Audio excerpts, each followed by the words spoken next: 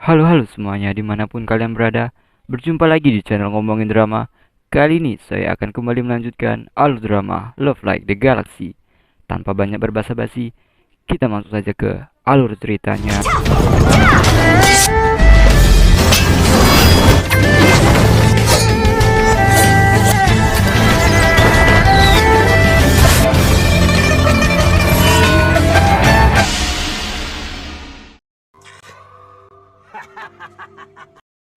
Cerita dibuka dengan pelarian seorang mata-mata dari Raja Yong. Raja Yong mengutus beberapa prajuritnya untuk membunuh mata-mata itu karena ia tidak ingin rahasianya sampai terbongkar. Saat mata-mata itu akan dibunuh, Lim Pui beserta pengawalnya datang. Lim Pui membunuh semua musuh sendirian.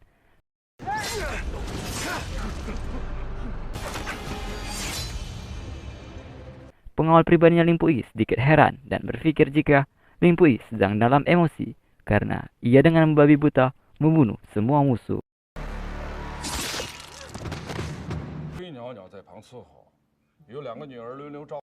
Beralih scene di kediaman Chong, ibunya Sosang sedikit sakit. Sosang ingin merawat ibunya, namun ibunya lebih memilih untuk dirawat oleh Yang Yang. Ibunya Sosang lagi dan lagi membanding-bandingkan Sosang dengan Yang Yang. Tak tahan mendengar itu, Sosang memilih untuk keluar. Saat di luar, Sosang melihat kedatangan Jenderal Wan dan anaknya, Wan Cici. Mereka ingin menjenguk ibunya Sosang yang sedang sakit.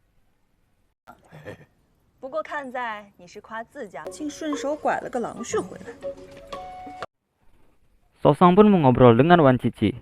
Wan Cici mengungkit tentang perjanjian pernikahan Ayao dan Putri Chojun yang kemarin batal karena kejujuran Ayao. Semua orang menghina Ayao, namun tidak dengan Sosang. Ia malah menyukai pria yang jujur. Sosang juga bilang lelaki seperti dia susah dicari. Saat Sosang membangun kota, Ayao memberikan peralatan. Saat Sosang menempa alat pertanian, Ayao juga membantu. Saat Sosang dihukum ibunya, Ayao juga diam-diam mengantar makanan. Mendengar itu, Wan Cici sedikit ragu. Dari penjelasan Sosang, bukankah Ayao lebih terlihat seperti seorang pelayan? Wan Cici berkata, seharusnya lelaki dan perempuan itu harus saling mencintai. Sosang membantah. Sosang bilang, tidak usah saling mencintai, asal bisa saling bekerja sama, itu akan sangat bagus. Wan Cici pun setuju dengan perkataan Sosang. Tiba-tiba, kedua kakaknya Sosang datang. Wan Cici meminta pada Sokong untuk meramal mencarikan di mana calon suaminya. Sogong meramal dan bilang jika suamimu ada di hadapanmu. Namun, Wan Cici tidak melihat siapapun di hadapannya.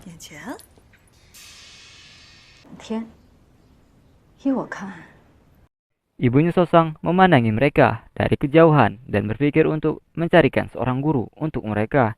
Ayahnya Sosang menyetujui usulan itu dan segera mencarikan seorang guru untuk mereka. Ternyata Sanjian yang ditugaskan untuk mengajari mereka. Ya, kita tahu sendirilah jika Sanjian diam-diam menyukai Sosang. Tawaran menjadi guru di kediaman Cheng tidak mungkin ia tolak.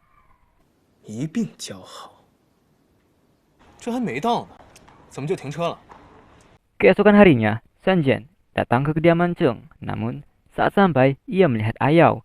Ia melihat pakaian digunakan oleh Ayao dan berpikir untuk pulang. Sanjian ingin mengganti jubahnya agar tampak lebih keren dari Ayao.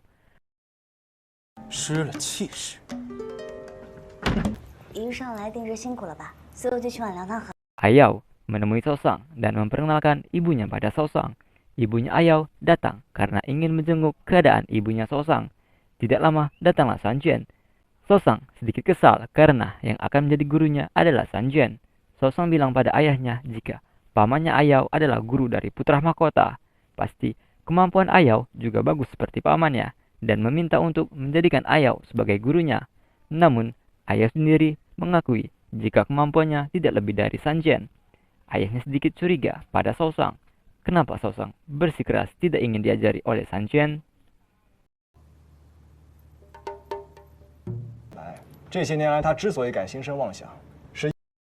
Beralih scene ke Ling Pui. Ling Pui melapor pada Kaisar jika ia telah berhasil menangkap Fan Cheng dan juga ia mengetahui jika Pangeran Xiao akan memberontak. Dan sekarang Pangeran Xiao belum pulang karena ia sedang membawa calon istrinya untuk menikah. Kaisar menanyakan siapa calon istrinya Pangeran Xiao. Ling Pui menjelaskan jika calon istrinya adalah anaknya dari Jenderal He Yong, yaitu Putri He Chao-jun. Menurut Ling Pui, Jenderal He Yong adalah jenderal yang setia dan tidak mungkin akan memberontak. He Chao-jun. Kaisar sedikit familiar dengan nama Chao-jun. Penasihatnya menjelaskan jika Putri Chao-jun memang menjadi perbincangan karena telah membatalkan pernikahannya dengan Tuan Muda Lau dan memilih untuk menikah dengan Pangeran Xiao. Namun, sekarang Tuan Muda Lau juga akan menikah dengan Putri Jenderal Cheng, yaitu Cheng Shaoshang. Mendengar itu, Kaisar menjadi sangat kesal. Kaisar bilang, andai saja si Pangeran Xiao itu tidak merebut Chao-jun dari Ayao, tentu Ayao tidak akan merebut orang yang disukai oleh Ling Pui. Sampai sekarang, Ling Pui kesepian, sendirian, dan kasihan. 寡人多可怜呐！将军，再想想。 Malam harinya, lagi dan lagi, Shaoshang diinterogasi oleh ayah dan ibunya. Ayahnya menanyakan siapa saja yang Shaoshang temui dalam beberapa bulan ini. Shaoshang langsung to the point. 是不是想问袁山剑？ Pasti ayah ingin menanyakan tentang Huan Chuanqian. Ayahnya pun memberikan pertanyaan. Namun, Shaoshang lagi dan lagi berkata hanya bertemu beberapa kali, mungkin sekitar 5-8 kali. 5、6、7、8次。 Namun, Shaoshang berani bersumpah jika ia tidak memiliki hubungan yang khusus pada Sanjian. 毫无干系，我可向苍天谋誓。 留活口，审问清楚，萧氏。 Kembali ke Ling Pui, ia sedang mencari jejak Pangeran Xiao. Ia pun mulai menyelidiki rumah bordil yang sering dikunjungi oleh Pangeran Xiao. Di lain sisi, kereta kuda yang dinaiki oleh Shaoshang dan ibunya berhenti. Shaoshang mengecek keadaan dan lagi bertemu dengan Ling Pui. Ling Pui menjelaskan ia sedang melakukan penyelidikan dan mengatakan mungkin saja perjalanan ini tidaklah aman. Ling Pui pun meminta untuk mengantar Shaoshang dan ibunya kembali ke kediaman. Ibunya Shaoshang menolak karena mungkin saja akan mengganggu proses penyelidikan. Ling Pui bilang jika kebetulan saja tempat penyelidikannya searah dengan jalan yang akan dilewati dan menjelaskan ia ingin mengantar karena sejalan. Ibunya Shaoshang tiba-tiba membahas pernikahan Shaoshang dan meminta Ling Pui untuk datang menghadiri pertunangan. Dengan tegas, Ling Pui bilang ia tidak akan datang karena ia akan sangat sibuk dan tidak punya waktu. 那可就太可惜了，那就等。 Wah, sayang sekali, kata Shaoshang. Ling Pui pun mengantar mereka. Pengawalnya Ling Pui keheranan karena jelas-jelas arah tempat pendidikannya berlawanan. Kenapa jadi sejalan? 东一个在西，怎么顺路啊？ Beralih scene ke Pangeran Xiao. Hari ini adalah hari pernikahannya dengan Putri Chao-jun. Putri Chao-jun telah mengetahui niatan Pangeran Xiao untuk memberontak. Jadi, karena itu, ia bersembunyi. Pangeran Xiao yang membutuhkan Chao-jun. Pangeran Xiao ingin Chao-jun untuk menasihati ayahnya agar melakukan pemberontakan. Pangeran Xiao menanyakan keberadaan Chao-jun kepada pelayannya. Namun, dengan setia, pelayannya tidak memberitahu keberadaan Putri Chao-jun. Pangeran Xiao habis kesabaran dan membunuh pelayan Chao-jun di depan matanya sendiri. 多年来，他与臣尺素相交。 Kembali ke Ling Pui. Ling Pui memohon untuk diutus ke Kabupaten Fengyi karena ia telah mendengar kabar jika Raja Yong telah melakukan pemberontakan di Kabupaten Fengyi. Jenderal He telah kehilangan beberapa anaknya dalam mempertahankan Kabupaten Fengyi dari pemberontak. 愿带兵出征。看什么？ Setelah diskusi selesai, Kaisar kembali menanyakan tentang niatan Ling Pui untuk pergi ke Kabupaten Fengyi. Kaisar bersikeras untuk membujuk Ling Pui untuk tidak pergi. Ling Pui ini adalah satu-satunya keturunan dari keluarga Huo, dan juga Kaisar sudah menganggapnya seperti anaknya sendiri. Ia pun terus berpesan untuk segera menikah. Kaisar pun akan memberikan hadiah pada pernikahannya Shaoshang dan Ayao. Ling Pui pun memiliki sebuah ide. 赐成娘子一道圣恩。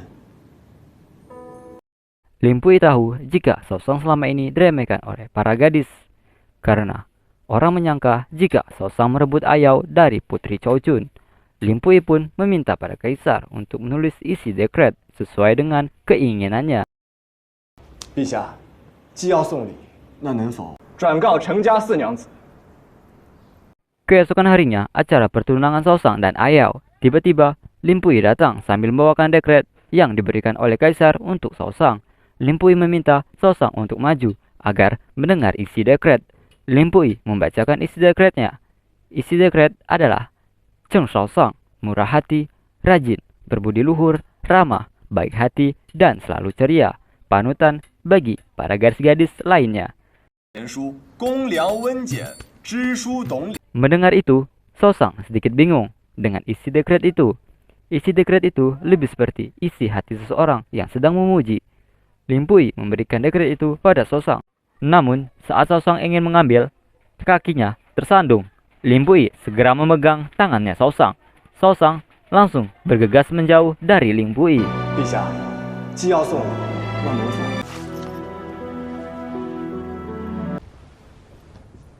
Setelah itu, kakaknya Ayao memberitahu pada Ayao jika dekret itu bukanlah dari Kaisar, tapi Lin Pui sendirilah yang memohon pada Kaisar untuk menulis isi dekret. Ayao terkejut, namun kakaknya bilang untuk tidak mengatakan ini pada siapapun. Tidak lama, Lin Pui mendatangi kakaknya Ayao untuk mengajaknya bekerja sama. Kakaknya Ayao ini sangatlah pintar, namun kepintarannya ditutupi oleh pamannya sendiri, sehingga ia tidak bisa menjadi pejabat di kekaisaran. Lin Pui menawarkan itu, namun kakaknya Ayao tidak tertarik akan itu. Ia hanya fokus pada keamanan Ayao dan ibunya. Takutnya pamannya akan marah jika ia menjadi seorang pejabat di kekaisaran. Setelah obrolan itu, tampak pamannya datang dan menemuinya sambil melototinya.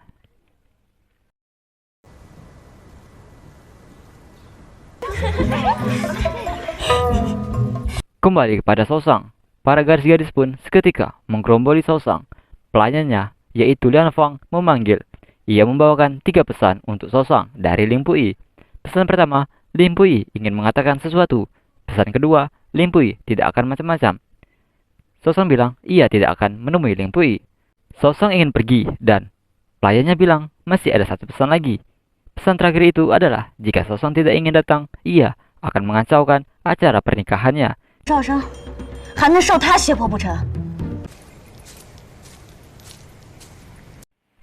Saosang pun datang menemui Lin Pui. Lin Pui menjelaskan jika ia hanya ingin melihat Saosang untuk terakhir kalinya karena malam ini ia akan pergi untuk berperang, entah itu hidup atau mati.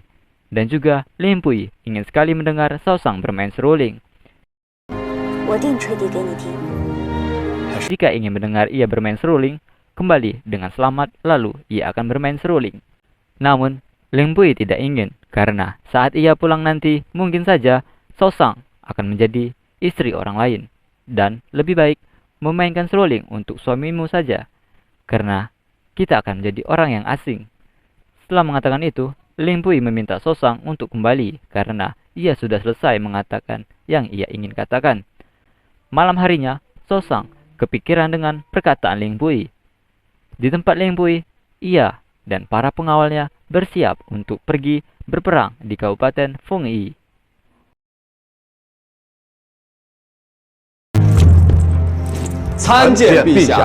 Ternyata, tidak sampai beberapa hari, Lin Pui sudah kembali dan melaporkan pada Kaisar jika ia sudah menangkap Raja Yong. Itu semua berkat Jenderal He. Namun, semua anggota Jenderal He, kecuali putrinya, Cho Jun, terbunuh. Seorang jenderal memberikan pesan terakhirnya Jenderal He, entah ini kabar baik atau buruk. Namun, Jenderal He sebelum mati meminta pada putri satu-satunya yang selamat, yaitu Cho Jun, untuk kembali melangsungkan pernikahan dengan Ayao, mengingat Cho Jun adalah satu-satunya yang tersisa di keluarga He.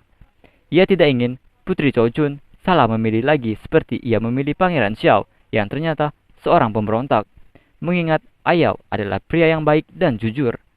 Keluarga He memiliki pasukan yang sangat kuat. Jadi, jika putri Cho Jun salah memilih pria lagi, bukan tidak mungkin hal ini akan terulang lagi. Kaisar menyetujui itu.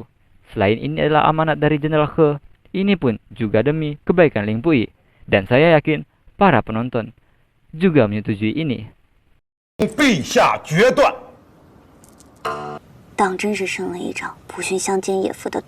Di kediaman Cheng, mereka tampak bingung mengapa beberapa hari ini Ayao tidak lagi datang. Tak terkecuali oleh Saosang, ia sangat bingung. Lalu Wan Cici datang dan menjelaskan jika sedang terjadi masalah besar. Wan Cici bilang ayahnya baru pulang dari istana dan katanya pertempuran di Kabupaten Fengyi berhasil dimenangkan. Sosang bilang, bukankah ini hal yang bagus? Bagus apanya, kata Wan Cici, masalah ini berita buruk untukmu. Karena seluruh anggota keluarga Jenderal He mati di medan perang, yang tersisa hanya Putri Chojun. Lalu muncullah ayahnya dan ibunya Sosang, serta Jenderal Wan. Mereka membahas masalah pernikahan. Ternyata keluarga Lau sudah memutuskan untuk membatalkan pernikahannya dengan Sosang. Sosang menjadi sangat sedih karena tinggal selangkah lagi ia akan menikah, tapi malah akan gagal. 请在这儿等着我。雍王这些年来始终在丰邑郡。 Beralih scene ke Limpui, ia sedang menginterogasi Raja Yong. Ia meminta penjelasan tentang pemberontakan, serta Limpui ingin mengetahui siapa saja dalang dari penjualan senjata, sehingga membuat Kabupaten Ku hancur. Namun Raja Yong tidak ingin untuk mengatakan apapun. Limpui mengingat kembali kejadian yang ia alami di kota Ku, dan membuatnya marah. Ia pun gelap mata dan berniat membalas dendam untuk membunuh siapa saja yang terlibat. 这便是暴力，流离失所。 Limpui menusuk Raja Yong hingga akhirnya Raja Yong mati di tangan Limpui.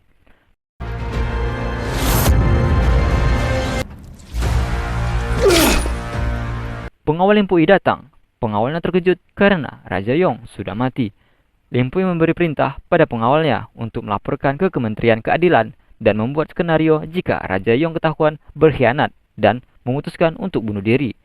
Pengawalnya bilang mereka tidak akan percaya dan juga pasti akan mengotopsi mayat dari Raja Yong. Dengan nada berteriak, Limpui mengatakan untuk melakukan saja apa yang ia perintahkan. Mirip-mirip kasus di negara Wakanda. 告知廷尉府纪大人， 臣不敢躲。 Limpui dipanggil oleh Kaisar. Kaisar sangat marah karena ia sudah berani membunuh Raja Yong. Namun, semarah-marahnya Kaisar, ia tidak lebih dari seorang ayah yang memarahi anaknya. Kaisar hanya menurunkan jabatan Limpui dan menyuruhnya untuk mengintrospeksi diri. Mirip-mirip hukuman di negara Wakanda tentunya.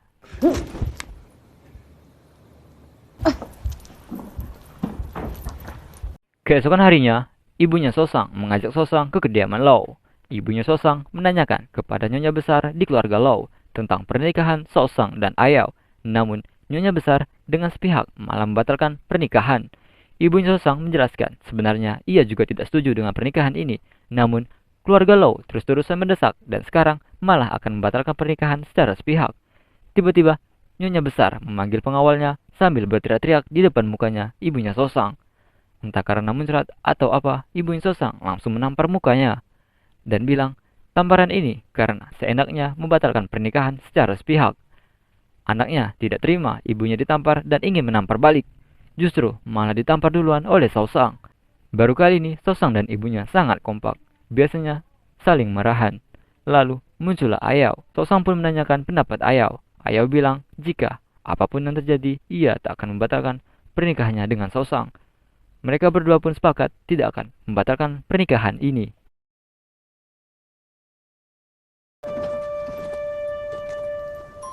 Esokan harinya, Sosang dan Ayao menunggu di gerbang kota untuk menyambut kedatangan Putri Chojun. Mereka berniat untuk membujuk Putri Chojun agar membatalkan pernikahan. Namun, Ayao melihat rombongan Putri Chojun yang serba putih yang melambangkan duka. Ayao pun meminta untuk berbicara lain kali saja karena situasi saat ini tidak lepas. Tidak lama, Putri Chojun melihat ke arah mereka. Ayao menjelaskan, ia dan Sosang sengaja datang untuk menyambut kedatangan Chojun. Chojun bilang, ia sedang ada urusan penting. Chojun menyuruh Sosang untuk mengikutinya karena ia juga ada urusan dengan Sosang. Sosang sedikit takut. Namun, Chojun menyindir Sosang. Kau bahkan berani merebut calon suamiku, tapi kau nggak berani naik ke kereta bersamaku. Merasa tertantang, Sosang pun mengikuti Chojun dan berkata pada Ayao untuk tidak usah khawatir. Ternyata mereka pergi ke penjara. Lalu beberapa pengawal bilang jika semua sudah dipersiapkan. Sosang sedikit merasa takut. Chojun menjelaskan ada hal penting yang akan ia katakan saat di dalam dan menyuruh Sosang untuk ikut masuk. Ternyata di dalam sudah ada Pangeran Xiao. Chojun akan mengeksekusi mati Pangeran Xiao karena ia telah membantai seluruh keluarganya. Chojun bilang, ia buru-buru untuk pulang ke ibu kota hanya untuk memenggal kepalanya Pangeran Xiao. Dengan amarah yang memuncak, Chojun langsung mengambil golok dan langsung memenggal kepalanya Pangeran Xiao. Sosang yang melihat kejadian ini menjadi sangat panik dan mengalihkan pandangannya. Dan sudah ada Ling Bui yang siap siaga memberikan bahunya untuk Sosang.